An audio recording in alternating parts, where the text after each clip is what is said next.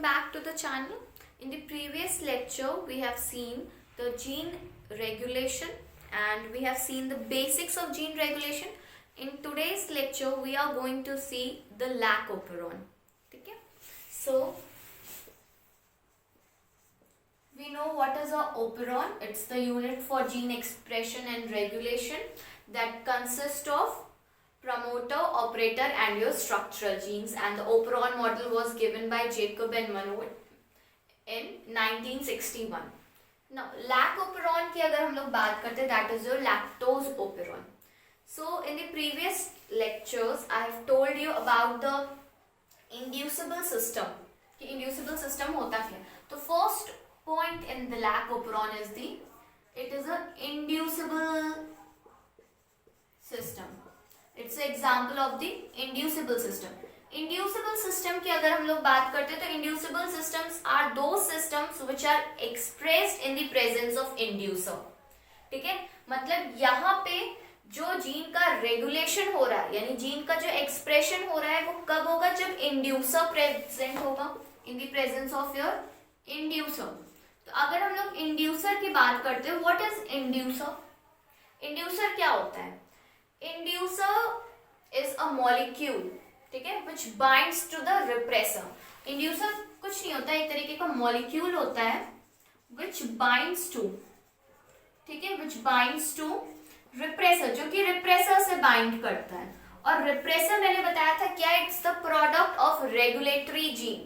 ठीक है, जो regulatory gene का product होता है वो repressor और activator दोनों हो सकता है, और जिससे inducer bind करता है वो एक्चुअल में repressor है. ठीक है, सो ये हमें पहली चीज पता होनी चाहिए कि lac operon is the example of a inducible system. Inducible systems are those which are expressed in the presence of inducer. When inducer molecule binds to the repressor, तो इट अनेबल्स द रिप्रेसर, ये repressor को enable कर देता है to bind with receptor, sorry with operator.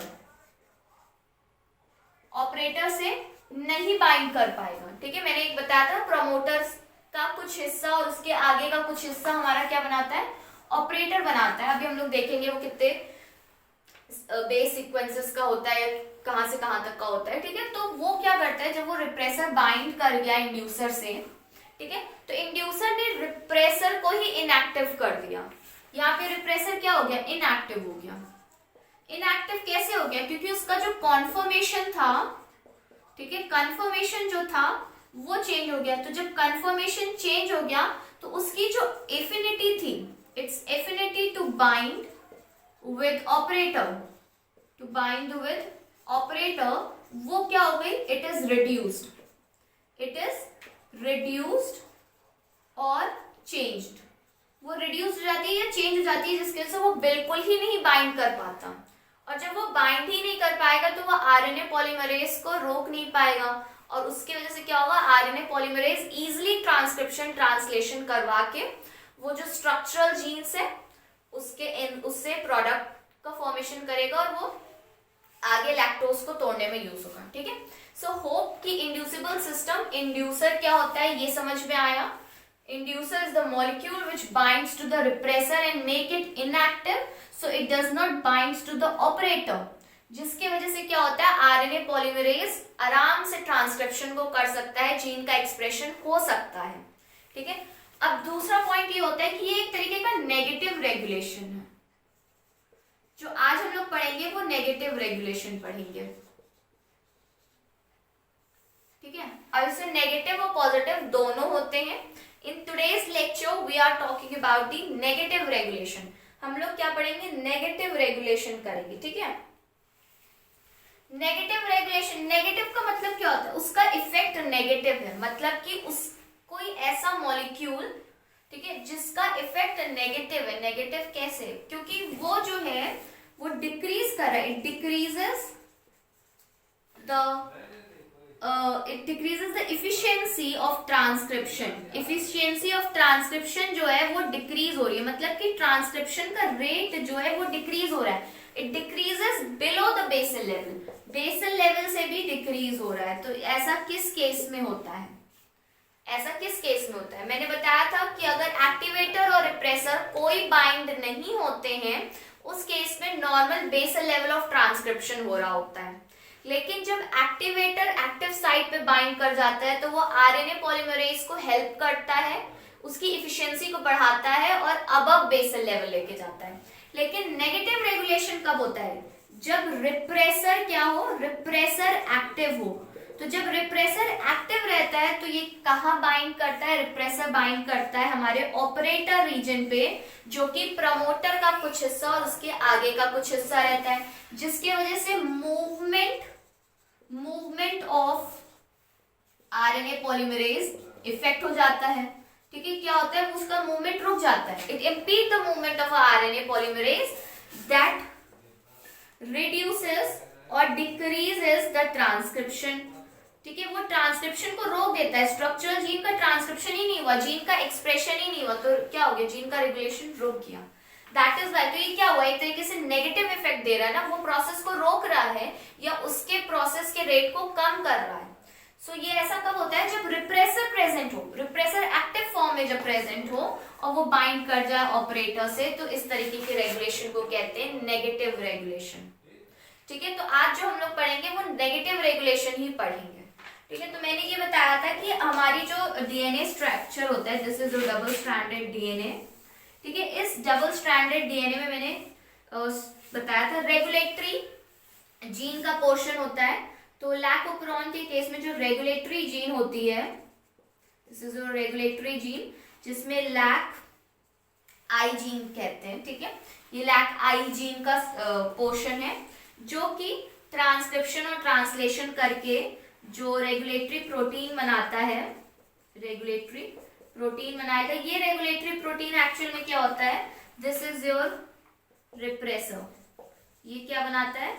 Repressor बनाता है। ठीक है, जब ये लैक आई का पोर्शन एक्सप्रेस होता है तब रिप्रेसर बनता है। पॉजिटिव वाले में देखेंगे कि कैप जब एक्टिव होता है तो वो कैप बाइंडिंग, मतलब वो एक्टिवेटर बनाता है, तो वो अभी हमें नहीं देखना। हमें सिर्फ ये देखना है कि नेगेटिव रेगुलेशन हो रहा है, मतलब कि रिप्रेसर जो बन रहा है वो एक्टिव है और वो ऑपरेटर से बाइंड कर रहा है। तो ये क्या होता है? ये रिप्रेसर होता है। ठीक है, रिप्रेसर में क्या है? रिप्रेसर जो है ये दैट इज होमोटेट्रामर। ये होमोटेट्रामर है जो हमारा बना है, और ये किसका? ये रेगुलेटरी जीन का प्रोडक्ट है, यानी रेगुलेटरी प्रोटीन है ये रिप्रेसर। ठीक है, अब यहाँ पे जो रिप्रेसर बना उसके दो पोर्शंस होते हैं।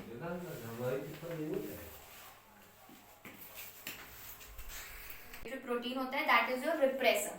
ठीक है, अब रिप्रेसर में क्या ध्यान देना है कि रिप्रेसर में एक्चुअल में ये होमोटेट्रामर है, 4 सब यूनिट से बना है। तो इसकी दो अबव वाली जो होती है ना, एक्चुअल में इसमें 2 साइट्स होते हैं। एक होता है ऑपरेटर बाइंडिंग साइट और इसमें होता है एलोस्टेरिक साइट। ठीक है, अब कॉन्फर्मेशन वाला जो चेंज वाला पोर्शन है वो एक्चुअल में यहीं से आता है। तो होता क्या है? Suppose this is your repressor. ठीक है, अगर यहाँ पे इसके ऑपरेटर बाइंडिंग साइट है, ठीक है, तो ये ऑपरेटर बाइंडिंग साइट और यहाँ एलोस्टेरिक साइट। ठीक है, अब क्या होता है कि पहला केस देखते हैं, इन एब्सेंस ऑफ लैक्टोज या इन एब्सेंस ऑफ लैक्टोज। जब लैक्टोज नहीं है, लैक्टोज यहाँ पे क्या है? इंड्यूसर। एक्चुअल में लैक्टोज इंड्यूसर नहीं है, एलो लैक्टोज इंड्यूसर है। Allolactose is your inducer. ये जो लैक्टोज है ये बीटा गैलेक्टोसिडेज से एलो लैक्टोज में चेंज होता है और ये एलो लैक्टोज इंड्यूसर का काम करता है। और ये जो इंड्यूसर एलोस्टेरिक साइट है, यहाँ पे इंड्यूसर आके बाइंड हो जाता है। ठीक है, अगर इंड्यूसर बाइंड हो गया तो क्या हुआ? इसका कन्फर्मेशन चेंज हो गया। इसका कन्फर्मेशन ऐसा चेंज हो जाता है कि ये ऑपरेटर बाइंडिंग साइट जो था इसमें भी चेंज आ गया। ठीक है, तो इस जब इंड्यूसर बाइंड हुआ एलोस्टेरिक साइट पे, यानी एलो लैक्टोज बाइंड हुआ एलोस्टेरिक साइट पे, उसके वजह से conformation of the repressor is being changed that causes change in the operator binding site, जिसकी वजह से it will not be able to bind with operator, ये ऑपरेटर से बाइंड ही नहीं कर पाएगा, और जब ये ऑपरेटर से बाइंड करेगा ही नहीं तो आरएनए पॉलीमरेज की मूवमेंट रुकेगी ही नहीं, और उस केस में क्या होगा, ट्रांसक्रिप्शन होगा। ऐसा कब होता है, ऐसा तब होगा जब इन प्रेजेंस ऑफ लैक्टोज, ठीक है, अगर लैक्टोज प्रेजेंट है। नेगेटिव में हमें क्या देखना है कि रिप्रेसर कैसे वर्क कर रहा है। तो पहले हमें ये पता होना चाहिए कि जब वो प्रेजेंट रहता है तो कैसा इफेक्ट करता है, क्यों ऐसा हो रहा है। एक्चुअल में क्या होता है, in the presence of lactose the beta galactosidase transform the lactose into allolactose. Allolactose act as an inducer that binds to the repressor at the allosteric site and change the conformation of the repressor, which makes unable to bind it to the operator region. ठीक है, operator region कहाँ होता था, ये regulatory gene वाला reason, ये promoter reason होता है। प्रमोटर से क्या बाइंड करता है, हमारा आरएनए पॉलीमरेज बाइंड करता है, ये हम लोग ने ट्रांसक्रिप्शन में देखा है। और प्रमोटर का कुछ हिस्सा और उसके आगे का कुछ हिस्सा क्या होता है, that is your operator. Lac operon में ये -5 से +21 तक होता है, और इसके आगे स्ट्रक्चरल जीन्स होती है, that is your lac Z, lac Y और लैक ए, ठीक है। अब क्या हो रहा है इस केस में, क्या हो रहा है, अगर ये प्रेजेंट है लैक्टोज, ठीक है, if the lactose is present, तो ये चेंजेस आए, ऑपरेटर बाइंडिंग साइट चेंज हो गई, जिसकी वजह से रिप्रेसर ऑपरेटर से बाइंड नहीं करेगा। जब ये बाइंड ही नहीं किया तो प्रमोटर से क्या इजीली आके बाइंड हो जाएगा, आरएनए पॉलीमरेज बाइंड हो जाएगा, और इजीली ये स्ट्रक्चरल और इजीली ये इधर मूव करेगा 5 प्राइम से 3 प्राइम की डायरेक्शन में, ठीक है, जिसके वजह से क्या होगा, इस जीन्स का क्या होगा, ट्रांसक्रिप्शन होगा तीनों जीन का, और ट्रांसक्रिप्शन के बाद ट्रांसलेशन होगा, फिर उससे क्या बनेगा, प्रोटीन बनेगा। तो जीन का एक्सप्रेशन हो गया, तीनों जीन्स का एक्सप्रेशन होगा। लैक जेड जब एक्सप्रेस होगी तो वो बनाएगी बीटा गैलेक्टोसिडेज, जो कि हेल्प करता है ब्रेक डाउन ऑफ लैक्टोज में, ठीक है, क्योंकि लैक्टोज एज इट इज नहीं यूज हो सकता, ये सर्शिया कोलाई को ग्लूकोज यूज करना है, तो वो ग्लूकोज को कहाँ से लेगा, लैक्टोज को ब्रेक करेगा तभी उसको ग्लूकोज मिलेगा। लैक वाई क्या करता है, परमिएज। एक्चुअल में भले इन्वायरमेंट में लैक्टोज प्रेजेंट है, लेकिन वो जो है वो परमिएबल नहीं होता इस सर्शिया कोलाई के सेल के अंदर, मतलब बॉडी के अंदर। तो परमिएज उसकी परमिएबिलिटी को इंक्रीज करता है और उसको परमिएबल बनाता है, ताकि लैक्टोज उसकी बॉडी के अंदर जाए, उस पे बीटा गैलेक्टोसिडेज एक्ट करे, उसको ब्रेक डाउन करे और उससे ग्लूकोज को यूज करे अपनी बॉडी के प्रोसेसेस को करने के लिए। लैक ए बनाता है ट्रांस एसिटिलेज, जो कि डिटॉक्सिफिकेशन में हेल्प करता है, ठीक है। जिस केस में अगर लैक्टोज प्रेजेंट है वहां पे एलोलैक्टोज बनेगा, और उस केस में क्या होगा, एलोस्टेरिक साइट पे इंड्यूसर की बाइंडिंग होगी, जिसकी वजह से ऑपरेटर बाइंडिंग साइट जो होगा वो डिस्टॉर्ट हो जाएगा, जिसके वजह से ये ऑपरेटर पे बाइंड नहीं कर पाएगा और आरएनए पॉलीमरेज का मूवमेंट नहीं रुकेगा, और आरएनए पॉलीमरेज जीन का एक्सप्रेशन करवाएगी स्ट्रक्चरल जीन्स का, उस केस में रेगुलेशन होगा। लेकिन अब क्या होता है, जब रिप्रेसर प्रेजेंट है और वहां पे एनवायरमेंट में, ठीक है, अब क्या है, ये एक केस हो गया इन दी प्रेजेंस ऑफ लैक्टोज, ठीक है। अगर लैक्टोज एब्सेंट है तब क्या होगा, तो जब लैक्टोज एब्सेंट है तो लैक्टोज है ही नहीं, तो कोई भी इंड्यूसर मॉलिक्यूल रहेगा ही नहीं कि वो रिप्रेसर से बाइंड हो सके। उस केस में क्या होता है, in the absence of lactose, जब लैक्टोज है ही नहीं तो वो एलोलैक्टोज में ट्रांसफर नहीं होगा, ठीक है। जब वो एलोलैक्टोज में ट्रांसफर नहीं होगा तो ये रिप्रेसर से भी बाइंड नहीं करेगा,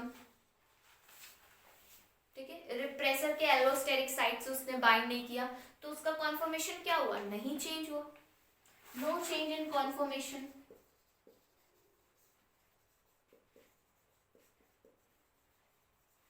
कॉन्फॉर्मेशन ऑफ रिप्रेसर, जिसकी वजह से क्या है, उसकी जो ऑपरेटर बाइंडिंग साइट थी वो एज इट इज है, तो वो क्या करेगा, उस केस में क्या होगा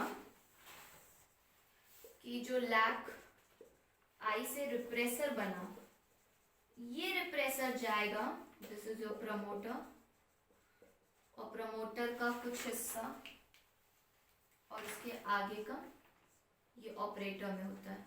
तो इस केस में क्या हुआ कि ये रिप्रेसर मॉलिक्यूल गया और उसका जो 2 सब यूनिट था वो 2 सब यूनिट उससे बाइंड कर जाएगा। 1 2 3 4 4 सब यूनिट होते हैं। तो यहाँ पे जब एलोस्टेरिक साइड पे उसको एलोलैक्टोज नहीं मिला तो उसकी बाइंडिंग कॉन्फॉर्मेशन चेंज नहीं हुआ। अब ये बाइंड कर सकते, तो ये ऑपरेटर पे जाके बाइंड कर गया। जब ऑपरेटर पे जाके ये बाइंड कर गया तो अब जब प्रमोटर पर आरएनए पॉलीमरेज आएगा, ये क्या आ गया, आरएनए पॉलीमरेज आ गया। तो आरएनए पॉलीमरेज के मूवमेंट को ये इम्पीड कर देगा, रोक देगा, जिसकी वजह से आरएनए पॉलीमरेज का मूवमेंट 5 प्राइम से 3 प्राइम एंड के डायरेक्शन में नहीं होगा और लैक जेड, लैक वाई और लैक ए इन जीन्स का एक्सप्रेशन नहीं होगा। तो इस केस में रिप्रेसर क्या नेगेटिव इफेक्ट डाल रहा है, क्यों? Bye binding with the operator and stopping the gene expression by impeding the movement of a RNA polymerase. Such type of regulation is known as a negative regulation. So inducible system के lac operon का ये पूरा negative regulation है in the presence of repressor. How does it take place? So hope in today's lecture it has been very clear to you all that how does the lac operon work in the negative regulation. Hope you have understood very clearly. Please do like, share and subscribe and share it with your friends. Thank you.